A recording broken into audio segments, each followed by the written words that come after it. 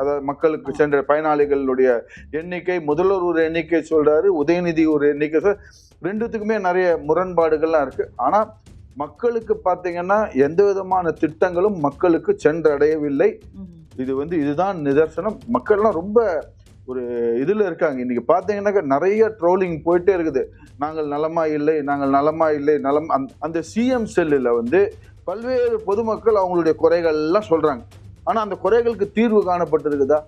அந்த குறைகளுக்கு அக்னாலஜ்மெண்ட் கொடுக்குறாங்க. சிஎம் செல்ல புகார் கொடுத்தாங்க, புகார் பெறப்பட்டது அப்படின்னு சொல்லி ஒரு ஒப்புகை சீட்டு தான் கொடுக்குறாங்க. அந்த புகாரின் மீது என்ன நடவடிக்கை எடுக்கிறது அது போல கிடையவே கிடையாது. திருமாவளவன் இழுபறியில் இருக்குன்னு சொல்லியிருக்கிறாரு. அங்கே இன்னும் அவங்கள இன்னைக்கு கூட திருமாவளவன் என்ன சொல்லியிருக்கார், அதிகாரப்பூர்வமாக பேச்சுவார்த்தைக்கு அழைக்கவில்லைன்னு அவர் திருமாவளவன் இன்னைக்கு ஒரு அறிக்கை விட்டுருக்கிறாரு. காங்கிரஸ் அவங்க இன்னும் டெலிபோன்லயே பேசிட்டு இருக்கோம்னு சொல்லிட்டு இருக்காங்க. காங்கிரஸ் அவங்க இதுல கட்சியில யார் இருக்காங்க? வைகோ அடுத்தது. வைகோ அவர் மிகவும் மன வருத்தத்துடன் இருக்கிறார். அவர் இதே மக்கள் நல கூட்டணியில வைகோ இருந்தாரு, திருமாவளவன் இருந்தாரு, கம்யூனிஸ்டுகள் இருந்தாங்க, தேமுதிக எல்லாம் சொல்லி இது பண்ணியிருந்தாங்க. அப்போ உங்களுக்கு ஒரு விஜயகாந்த் என்கின்ற ஒரு முகம் ஒண்ணு இருந்துச்சு. இப்ப அவங்க தனித்து நிக்கிறதுக்கு உண்டான வாய்ப்புகள், வாரிசு அரசியல் கூடாது எதிர்த்து தெரிவிச்சாங்க. இன்னைக்கு அவங்களே அதை பண்ணிட்டு இருக்கிறாங்க. இது நகைப்புக்குரியதான் இருக்குது. இதுல அவங்க சொல்றதுல ஆச்சரியப்படுறதுக்கு எதுவுமே இல்லை. நாளைக்கு இன்ப நிதி அவருக்கு குழந்தை போட்டுச்சுன்னா அந்த குழந்தையும் திமுக வந்தா அவருக்கு சலாம் போட்டு அவருக்கு காலில் ஊந்துக்குன்னு அவர் கூடிய இது பண்ணதுக்கு எல்லாம் செய்யக்கூடிய கட்சி தான் திமுக. இது அடுத்து என்ன பண்ணுவாங்க? இனிமே இந்த எய்ம்ஸ் அவங்க சொல்ல மாட்டாங்க, ஏன்னா வேலை ஆரம்பிச்சாரு. இதுல என்ன இதுல குறை கண்டுபிடிப்பாங்க. இப்ப என்ன சொல்லுவாங்க, ஏன் இவ்வளவு நாள் ஆச்சு, நாங்க அழுத்தம் கொடுத்து இது என்ன பண்ணுவாங்க அடுத்து பிரச்சாரத்துல, நாங்க அழுத்தம் கொடுத்ததுனாலதான் இந்த இது வந்திருக்கு, நாங்க அழுத்தம் கொடுக்கலன்னா இது வரல.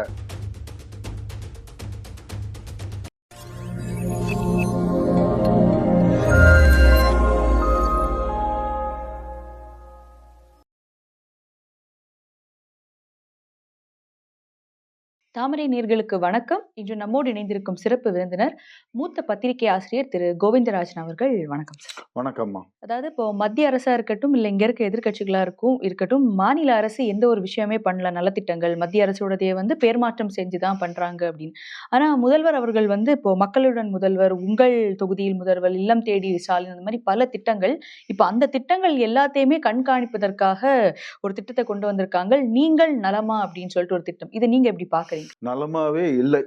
இதுதான் ஒரே வார்த்தையில சொல்லணும்னா, தமிழகத்தில் இருக்கக்கூடிய அனைத்து மக்களும் நலமாக இல்லவே இல்லை என்பதுதான் நிதர்சனம். அவரு முதல்வர் அறிவிச்சிருக்கிற இந்த திட்டங்கள்லாம் நீங்க பாத்தீங்கன்னா, எந்த ஒரு திட்டமும் பொதுமக்களையே சென்று அடையறது இல்லை. பல்வேறு திட்டங்கள் இருக்கட்டும், இது அவங்களுக்குள்ள கட்சிக்காரர்களுக்கு தான் இது பொதுவாக இந்த திட்டங்கள் அந்த கட்சிக்காரர்களுக்கு தான் போய் சேருது பாத்தீங்கன்னாக்கா. அதே போல மத்திய அரசால் கொண்டு வரக்கூடிய திட்டங்கள்லாம் பாத்தீங்கன்னாக்க அதை இவங்க திட்டம்னு சொல்லி போட்டு ஸ்டிக்கர் ஒட்டிட்டு செய்யறாங்க. அதுவும் மக்களிடையே சென்றடையறதுல பல்வேறு சிக்கல்கள், இடைஞ்சல்கள்லாம் இருந்துட்டு இருக்குது. சென்ற ஆட்சியிலே பார்த்தீங்கன்னா பல்வேறு திட்டங்கள் கொண்டு வந்தது. இப்ப உதாரணத்துக்கு சொல்ல வேண்டும் என்றால், மறைந்த முதல்வர் ஜெயலலிதா அவங்க கொண்டு தாலிக்கு தங்கம்ன்ற திட்டம் கொண்டு வந்தாங்க, மடிக்கணினி திட்டம் கொண்டு வந்தாங்க, ஸ்கூட்டர் பெண்களுக்கு ஸ்கூட்டர் என்ற திட்டம் கொண்டு வந்தாங்க, மாணவி ஸ்கூல்ல படிக்கக்கூடிய மாணவிகளுக்கு பின்னாடி அந்த ஸ்கூல் பேக் கொடுத்திருந்தாங்க, ஷூஸ் கொடுத்திருந்தாங்க. பல்வேறு திட்டங்கள் சென்ற ஜெயலலிதா அதிமுக ஆட்சியில ஜெயலலிதா தலைமையில் பல்வேறு திட்டங்கள் கொண்டு வந்தாங்க. இப்ப அதெல்லாம் எந்த விதமான திட்டமும் கொண்டே வரவே இல்லை. இது பாத்தீங்கன்னா இந்த பெண்களுக்கு உண்டான ஒரு 1000 ரூபாய், அதுவும் பாத்தீங்கன்னா இந்த 1000 ரூபாய் திட்டமும் எல்லா பெண்களுக்கும் அது போய் சேரவே இல்லை. அது முதல்வர் ஒரு ஸ்டாட்டிஸ்டிக்ஸ் ஒரு குறிப்பிட்ட நம்பர் சொல்றாரு, குறிப்பிட்ட ஒரு தொகையை சொல்றாரு, உதயநிதி ஒரு தொகையை சொல்றாரு.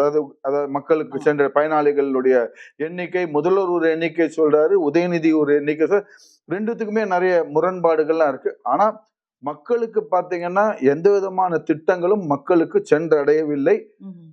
இதுதான் நிதர்சனம். மக்கள்லாம் ரொம்ப ஒரு இதுல இருக்காங்க. இன்னைக்கு பாத்தீங்கன்னா நிறைய ட்ரோலிங் போயிட்டே இருக்குது.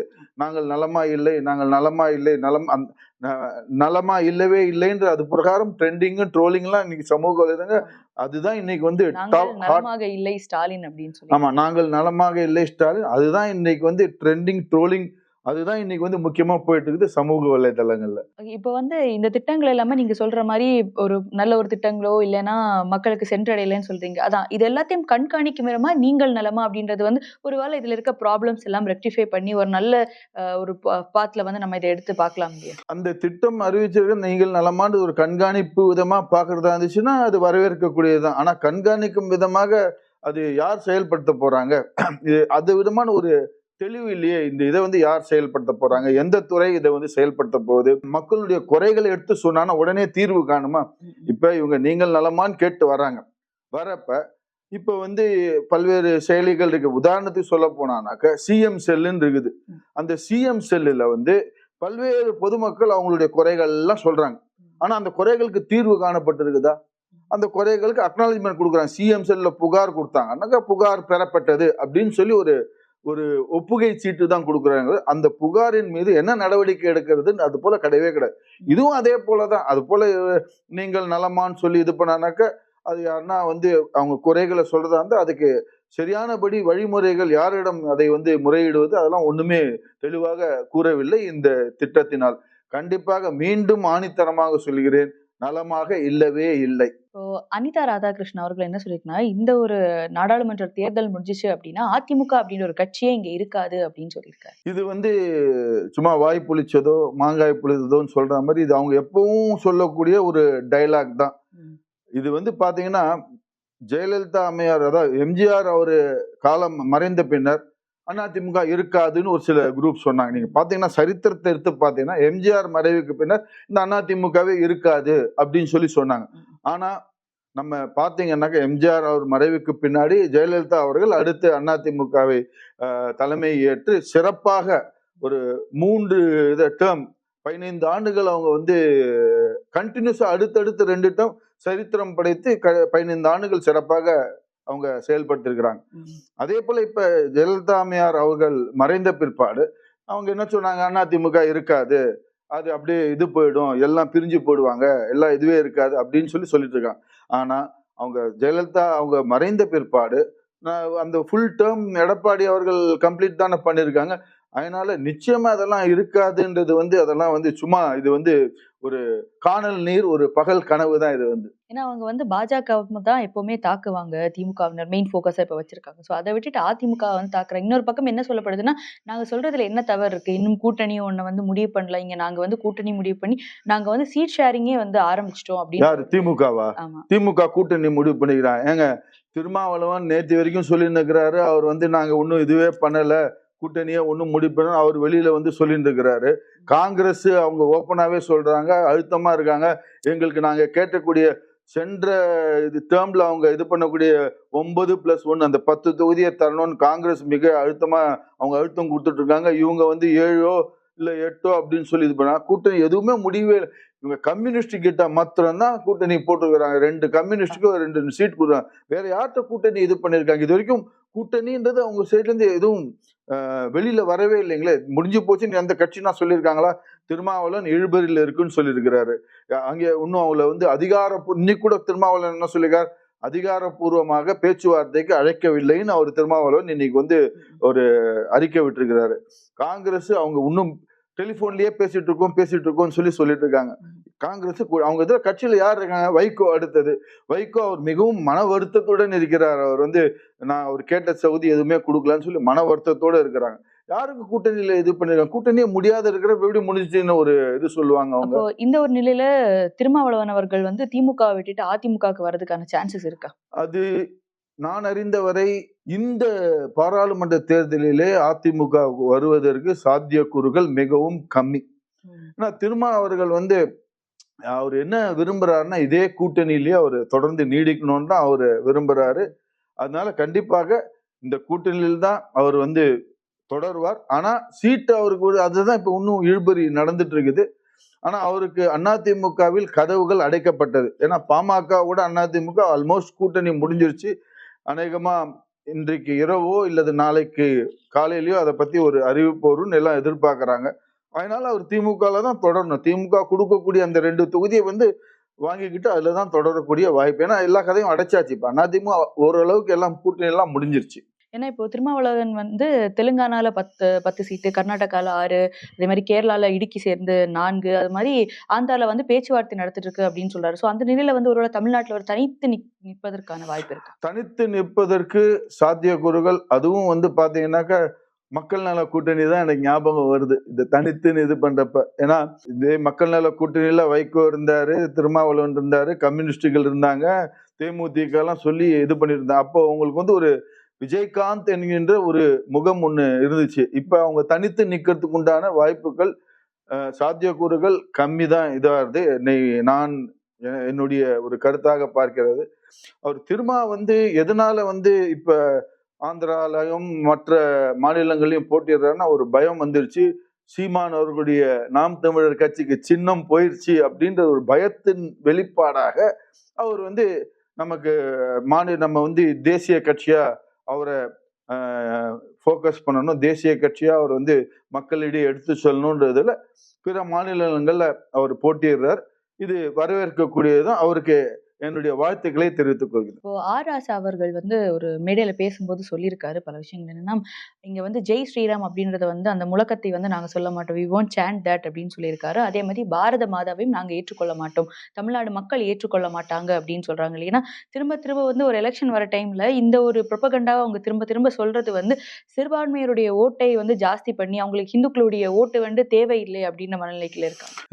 ராஜாவுக்கு இதே பொழப்பு தான். அவரை பொறுத்த வரைக்கும் எப்பெல்லாம் இது போல வந்து சனாதன தர்மத்தை பத்தி ஒரு அவதூறா பேசுறது, இந்துக்களின் மனதை புண்படுத்துவது, இந்துக்களின் மத நம்பிக்கையை புண்படுத்துவது, கடவுள் நம்பிக்கையை புண்படுத்துவது, இதே தான் அவர் வந்து அவருக்கு கடவுள் நம்பிக்கை இல்லைன்றது அவருடைய தனிப்பட்ட விருப்பம். அதனால் பெரும்பான்மையா இருக்கக்கூடிய மக்களிடையே மத நம்பிக்கையும் அவர்களுடைய இந்து கடவுள்களையும் அவர் வந்து இழிவாக பேசுவது கண்டிக்கத்தக்கது. இதை வந்து யாரும் எந்த ஒரு இந்துக்களும் இதை பொறுத்து கொள்ள மாட்டார்கள். உதாரணத்துக்கு அவர்கள் வகிக்கின்ற அந்த இந்தியா கூட்டணியிலேயே இது வந்து அவர்கள் ஏற்றுக்கொள்ள மாட்டார்கள். அதாவது இதுக்கு முன்னாடி உதயநிதி அவர்கள் இது போல சொல்லி இந்த சனாதன தர்மத்தை சொல்லி இதனால பிரச்சனையாய் நேற்றுக்கு உச்ச நீதிமன்றம் வந்து அவருக்கு வந்து ஒரு ஒரு வார்னிங் போல கொடுத்துருக்குறாங்க. அவர் வகிக்கக்கூடிய அந்த மந்திரி பதவிக்கு இது போல ஒரு மதத்தை இழிவுபடுத்துவது அது நியாயமற்றது இது அப்படின்ற மாதிரி ஒரு வார்னிங் போல கொடுத்துருக்குறாங்க. அவர் அமைச்சர், அதனால அவருக்கு வந்து வார்னிங் கொடுத்துருக்காரு. இவரும் பொறுப்புள்ள ஒரு மக்களால் தேர்ந்தெடுக்கப்பட்ட ஒரு பிரதிநிதி, ஒரு பாராளுமன்ற உறுப்பினர். இவருக்கும் அதே அளவுகோல் பொருந்தும். இவர் வந்து சாதாரண மனிதர் கிடையாது. இவர் ஒரு மக்கள் பிரதிநிதியாக செயல்படுகிறார், ஒரு நாடாளுமன்ற உறுப்பினராக இருக்கிறார். அதனால் இவருக்கும் அதே உச்சநீதிமன்றத்தினுடைய அந்த தீர்ப்பு இவருக்கும் பொருந்தும். இதை யாருன்னா எடுத்துன்னு போய் ராஜா இது போல சொல்றான்னு யாருன்னா உச்ச நீதிமன்றத்திலேயோ எதனா வழக்கு தொடர்ந்தாங்கன்னா அவருக்கு இதே போல குட்டு வைப்பாங்க உச்ச நீதிமன்றம். ஏவா வேலு அவர்களும் ஒரு கருத்து சொல்லியிருக்காரு. நீங்க வந்து இந்த எலெக்ஷனுக்கு அப்புறமா வந்து டிஎம்கே இருக்காது, டிஎம்கே சரிஞ்சிருக்க மாதிரி என்ன ஒரு விஷயங்கள் நீங்க சொன்னாலும், எங்களிடம் வந்து எங்கள் தளபதி ஸ்டாலின் பிறகு வந்து உதயநிதி அவர்கள் இருக்கிறாரு. ஸோ உதயநிதி அங்க இருக்கனால வரப்போற 50 வருஷம் வி ஆர் ஹெட்டிங் அது வந்து கண்டிப்பா டிஎம்கே உடைய ஆட்சியாக தான் இருக்கும் அப்படின்னு ரொம்ப ஸ்ட்ராங்கா அவர் வந்து சொல்றாரு. அதாவது இது வந்து வாரிசு அரசியலுக்கு எதிர்ப்பு தெரிவிச்சு தான் எல்லாரும் இந்த திமுக இருக்கிறவங்க எல்லாரும் வாரிசு அரசியல் கூடாதுன்னு சொல்லி இதை வந்து எல்லாரும் அவங்க இதை இது பண்ணிட்டாங்க. ஆனா இன்னைக்கு நடக்கக்கூடிய நிதர்சனமான உண்மையை பார்த்தீங்கன்னா வாரிசு அரசியல் தான் நடந்துட்டு இருக்கு. இதனால்தான் கலைஞர் அவர்கள் இருந்த பீரியட்ல பார்த்தீங்கன்னா அவரு கடைசியில அவரு வயது மூப்பு வரத்துக்கு முன்னாடி வரைக்கும் அவருடைய வாரிசை யாரையுமே அவரு கிட்டக்க கொண்டு வரல. கட்சியிலையும் சரி ஆட்சியிலையும் சரி. கடைசியில தான் அவர் வந்து அந்த வயது மூப்பு காரணமாக கடைசியில லாஸ்ட் டேர்ம்ல தான் வந்து அவருக்கு ஸ்டாலினுக்கு ஒரு மந்திரி பதவி கொடுத்து இது பண்ணிட்டு இருந்தார். ஆனால் இது வந்து இந்த குடும்ப அரசியல்ன்றது இவங்களே சொல்றாங்க. ஆனா இவங்களே பாத்தீங்கன்னாக்கா ஸ்டாலின், உதயநிதி, அப்புறம் இன்பநிதிக்கு யாருன்னா குழந்தை பிறந்துச்சுன்னா அவங்க இப்படியே அவங்க இது வந்து திமுக அந்த கட்சிக்கு சர்வ சாதாரணம். எல்லாருமே வந்து அங்க இருக்கக்கூடியவங்க எல்லாம் வந்து அவங்க குடும்பத்துக்கு எல்லாம் சரணாகதி அடைந்து அந்த குடும்பத்துக்கோசரம் எல்லாம் துதிப்பாடி, ஏன்னா அவங்களுக்கு பொறுத்த வரைக்கும் அவங்களுடைய பதவியை தக்க வச்சுக்கணும். அவங்களுடைய பதவி மூலியமாக அவங்க என்ன வேணுமோ அந்த சுகங்கள்லாம் அடைய வேணும். அதே போலதான் இவங்க என்ன பண்றாங்க, தலைமை எப்படியோ அதே போலதான் இவங்க பண்ண. இப்ப ஏவா வேலுன்னு அவர் பையன் இப்ப அரசியல் வரணும்னு பாக்குறாரு. இதே போல திமுக இருக்கக்கூடிய அனைத்து மூத்த தலைவர்கள் பார்த்தா இப்ப துரைமுருகன்னா அவருடைய மகன் இருக்காரு கதிரானந்த், எல்லாருமே அங்க வந்து இதெல்லாம் ஒரு ஒரு சர்வசாதாரணமா இதுவாகிற மாதிரி வருது.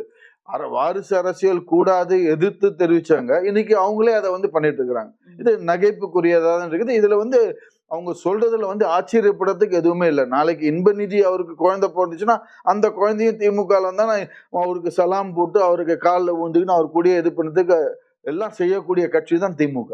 அது ஒரு பக்கம் இருந்தாலும், என்னுடைய கேள்வி என்னன்னா, இப்போ அதிமுக, பாஜக சொல்வது என்னன்னா, திமுகன்ற கட்சி இருக்காது. அது மாரி திமுகனா அதிமுகன்ற கட்சி இருக்காது. அப்டின்று பேசும்போது 50 வருடம் இனி எங்களுடைய ஆட்சி தான், திமுகவோட ஆட்சி தான் அப்டின்னு ஸ்ட்ராங்கா அவர் சொல்லணும் அப்டின்னா, உதயநிதி வந்து ஒரு பெரிய தலைவரா அங்க எமர்ஜ் ஆயிட்டு வந்துட்டாருன்னு நெனைக்கிறீங்களா?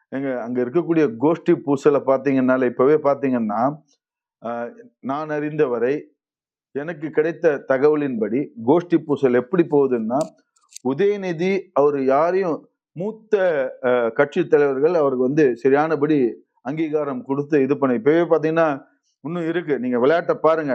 அந்த சீட் எல்லாம் அனௌன்ஸ் பண்றப்ப யாருடைய கை ஓங்கி இருக்கு, யாருடைய கை இதுவா இருக்குன்னு இப்ப இந்த தொகுதியெல்லாம் எல்லாம் இப்ப இது பண்ணி தேர்தல் அறிவிப்பு வந்த உடனே எம்பி சீட்டு கொடுப்பாங்கல்ல, அப்ப தெரியும் யார் கை ஓங்கி இருக்கு, யார் இதுவா இருக்குன்ட்டு.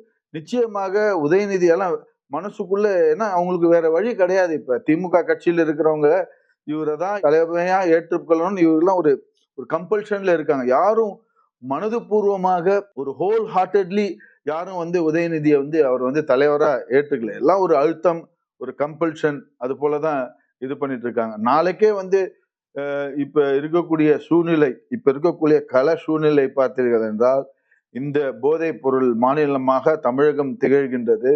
பல்வேறு சட்டம் ஒழுங்கு பிரச்சனை, பல்வேறு டெய்லி இருக்கக்கூடிய கொலை கொள்ளை அதெல்லாம் அதிகரிக்கிறது. இதெல்லாம் பாத்தீங்கன்னா இந்த ஆட்சி வந்து அடுத்து வரக்கூடிய சட்டமன்ற தேர்தலில் இருக்கிறதான்றதே பெரிய சந்தேகம் தான், கொஸ்டின் மார்க் தான். அதுக்கப்புறம் கொஞ்சம் கொஞ்சமா அடுத்த ஒரு 50 ஆண்டுகளுக்கு இது பண்றது இப்பவே அப்படி கணிக்க முடியும். 50 காலத்துல நான் உயிரோடு இருக்கேனா இல்லைன்னு யாருக்குமே தெரியவே தெரியாது. அப்படி இருக்கிற சூழ்நிலை இப்போ வந்து சொல்றதுன்றது அவங்க வந்து சும்மா அவங்களுக்கு அவங்களே வந்து பெருமைப்படுத்திக்கிட்டு ஒரு திருப்தி கோஷம் அவங்க சொல்லிக்கலாம். பட் நிதர்சனமாக இந்த குடும்ப அரசியல்ன்றது தமிழக மக்கள் விரும்ப மாட்டார்கள்.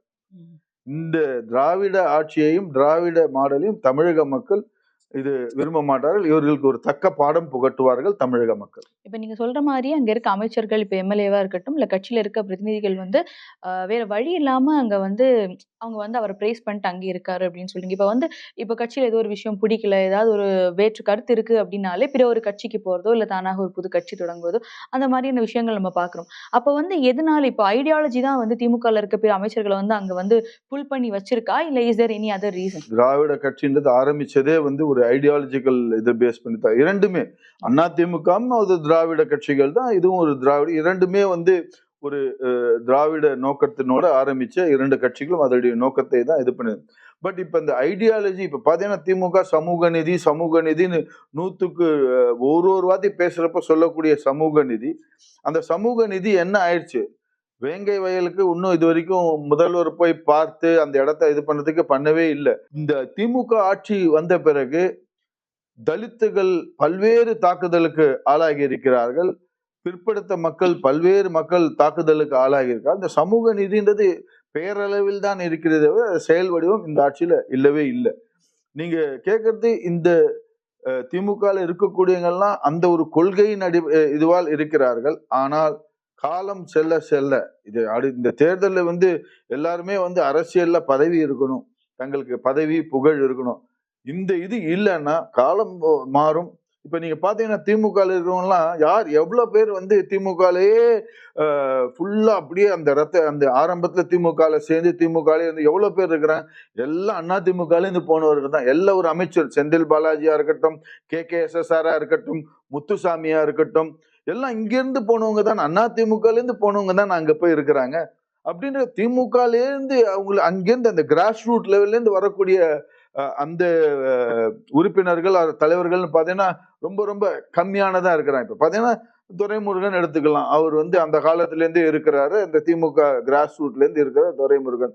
அதே போல பாத்தீங்கன்னாக்க ஒரு சில பெரிய தலைவர்கள் முக்கிய தலைவர்கள் குறிப்பிடலாம். பட் அங்க இருக்கக்கூடிய மெஜாரிட்டி தலைவர்கள் பாத்தீங்கன்னா சேகர் பாபு, அவரும் அதிமுக இருந்து தான் வந்திருக்காரு. எல்லா கட்சியில அந்த கட்சியில இருக்கக்கூடிய மந்திரிகள் தலைவர்கள் இங்கேருந்து அங்க போனவங்க தான். அதனால கண்டிப்பாக காலம் வரும், அங்க இருக்கக்கூடியவர் இங்க வருவாங்க. அரசியலில் எதுவும் நிரந்தரம் கிடையாது. இங்க இருக்கணும், அங்க வரலாம். அதுக்கு காலம் வந்து போனா பதில் சொல்லும் அதுக்கு. நீங்க சொன்ன மாதிரியே இப்போ திமுகவுடைய அந்த கூட்டணி தமிழ்நாட்டுல வந்து ஒரு இழுபறியில தான் இருக்கு. லைக் சீட் ஷேரிங் அப்படின்னு பார்க்கும்போது. இப்போ காங்கிரஸ் வந்து அவங்களுக்கு அவங்க கேட்கும் அந்த பழைய ஒரு சீட்டே அவங்களுக்கு கிடைக்கல அப்படின்ற போது, ஒரு வேளை காங்கிரஸ் வந்து திமுகவை விட்டு அதிமுகவுக்கு வர்றதுக்கான வாய்ப்பு இருக்குதா? இது வந்து எனக்கு தெரிந்தவரை இப்ப வந்து அநேகமா அடுத்த வாரம் தேர்தல் ஆணையம் தேர்தல் அறிவிப்பை வெளியிடுவதற்கு சாத்தியக்கூறுகள் இருக்கிறதாக செய்திகள் வருகின்றது. ஸோ இப்ப இருக்கக்கூடிய இந்த காங்கிரஸ் வந்து அதிமுகவில் சேருவதற்கு வாய்ப்புகள் இருக்குது என்றால் இவங்க முடிவு எடுக்கணும். ஃபர்ஸ்ட் ஆஃப் ஆல் காங்கிரஸ்ல இருந்து முடிவு எடுக்கணும். அவங்க இது வரைக்கும் முடிவே பண்ணல. அவங்க பட் அதிமுக தற்போது வரை அவங்க வந்து காங்கிரஸுக்கு வந்தான்னா சேர்த்துக்கிறோன்ற மாதிரி தான் சொல்லிட்டு இருக்கிறாங்க. பட் அவங்க டிலே பண்ணிட்டு இருக்காங்க. காங்கிரஸ் டிலே பண்ணிட்டு இருக்காங்க. இன்னும் சரியானபடி முடிவு எடுக்கல. அவங்க ஒரு நம்பிக்கையில இருக்காங்க. திமுக தங்களோட வரும்ன்ற ஒரு நம்பிக்கையில இருக்காங்க. பட் இவங்க திமுக அவங்களும் இறங்குறதா இல்லை. அவங்க அந்த 7+1 அதுலயே இருக்காங்க. காங்கிரஸும் அவங்களுடைய நிலைப்பாடில் மாற்றம் இருப்பதாக தெரியவில்லை. அப்படி ஒருவேளை இந்த கூட்டணி அமையவில்லை என்றால் காங்கிரஸ் தனித்து, அதாவது நீங்க சொல்லக்கூடிய இந்த இது வரத்துக்கு வாய்ப்பு இருக்கு. காங்கிரஸ், திருமாவளவன், விடுதலை சிறுத்தைகள், அவங்களெல்லாம் சேர்ந்து ஒரு தனியா ஒரு கூட்டணி போல ஆரம்பிச்சு பண்றதுக்கு வாய்ப்புகள் இருக்கு. ஆனா அது வந்து வெரி வெரி ரிமோட் சான்சஸ் தான். அந்த இது வந்து அது வந்து நடக்கக்கூடியது அவ்வளவு தூரத்துக்கு இல்லை, ரிமோட் சான்சஸ். பட் நிச்சயமாக இது வந்து திமுக எதனா பண்ணினா அவங்களுக்கு வந்து ஒரு வலுவான கூட்டணி போறதுன்றது ஏதாவது கண்டிப்பா இது காங்கிரஸ் திமுகவில் சேர்றதுக்கு கடைசி நிமிஷத்துல எதுவான மாற்றங்கள் வேணா நிகழலாம். அதே மாதிரி இப்போ எய்ம்ஸ் மருத்துவமனையோட இது வந்து இன்னுமே நடக்கல, ஆரம்பிக்கலன்னு ஒரு குற்றச்சாட்டை வச்சுட்டு இருந்தாங்க. இப்போ வந்து ஆரம்பிச்சுட்டாங்க. ஆரம்பிச்சதும் கனிமொழி அவர்களா இருக்கட்டும், எம்பி வெங்கடேஷன் அவர்களா இருக்கட்டும் 2 பேரும் என்ன குற்றச்சாட்டு வைக்கிறாங்க அப்படின்னா, இது ஒரு அரசியல் விளையாட்டு. ஏன்னா அவங்க தான் கேட்டுட்டு இருந்தாங்க. இப்போ வந்து பண்ண உடனே இது ஒரு அரசியல் அப்படின்னு சொல்றாங்க. சென்ற எலெக்ஷன்ல கூட எய்ம்ஸ் தான் ஒரு மைய புள்ளியா இது இருந்தது எலெக்ஷன்ல. அதுதான் வந்து உதயநிதி அந்த செங்கலை காட்டியே ஓட்டு இது பண்ணி மக்களை வந்து இது பண்ணியிருக்கிறாங்க. திசை திருப்பி ஓட்டுகள் பெற்றார்கள். இப்ப இந்த எய்ம்ஸ் மருத்துவமனை இன்றைக்கு நாளிதழ்களே பார்த்தோம். அதற்கு உண்டான வேலையை ஒரு தனியார் ஒப்பந்த நிறுவனம் LNT நினைக்கிற அவங்க ஆரம்பிச்சதாக செய்தித்தாள்களிலே பார்க்கின்றோம். இது அடுத்து என்ன பண்ணுவாங்க? இனிமே இந்த எய்ம்ஸ் அவங்க சொல்ல மாட்டாங்க. ஏன்னா வேலை ஆரம்பிச்சாச்சு. இதுல என்ன இதுல குறை கண்டுபிடிப்பாங்க. இப்ப என்ன சொல்லுவாங்க, ஏன் இவ்வளவு நாள் ஆச்சு, நாங்க அழுத்தம் கொடுத்து இது என்ன பண்ணுவாங்க அடுத்து பிரச்சாரத்துல, நாங்க அழுத்தம் கொடுத்ததுனாலதான் இந்த இது வந்திருக்கு, நாங்க அழுத்தம் கொடுக்கலன்னா இது வரல, எலெக்ஷன் ஸ்ட்ராட்டஜி அப்படின்னு சொல்லிட்டாங்க. இப்பவே திமுக எப்படி வேணா சொல்லுவாங்க, நாங்க அழுத்தம் கொடுத்து சென்ற இது பண்ணதுனால தான் இப்ப வேலை ஆரம்பிச்சிருக்காங்க, நாங்க செய்யலைன்னா அது அப்படின்னு சொல்லக்கூடிய வாய்ப்புகள் சாத்தியக்கூறுகள் நிறையவே இருக்கிறது. இது வந்து எடுபடாது. இது வந்து இது வந்து மக்கள் திருப்பியும் மீண்டும் மீண்டும் நான் கூறிக்கொள்வது, மக்கள் வந்து இப்ப வந்து ரொம்ப அதிருப்தியில இருக்காங்க. இந்த ஆட்சியின் மீது பயங்கரமான அதிருப்தியில இருக்காங்க. இந்த இது அதிருப்தியின் வெளிப்பாடு வரக்கூடிய இந்த தேர்தலில் நிச்சயமாக பிரதிபலிக்கும். இரண்டாவது, இது வந்து அதாவது பாராளுமன்ற தேர்தல். இது மத்திய அரசு யார் ஆள வேண்டும் என்பக்கூடிய ஒரு தேர்தலில் மிக முக்கிய பங்கு வகிக்குது. அநேகமாக தமிழக மக்கள் ஒரு நல்ல ஒரு முடிவை எடுப்பார்கள். எங்களோடு இணைந்து பல்வேறு கருத்துக்களை பகிர்ந்ததுக்கு ரொம்ப நன்றி. நன்றிமா.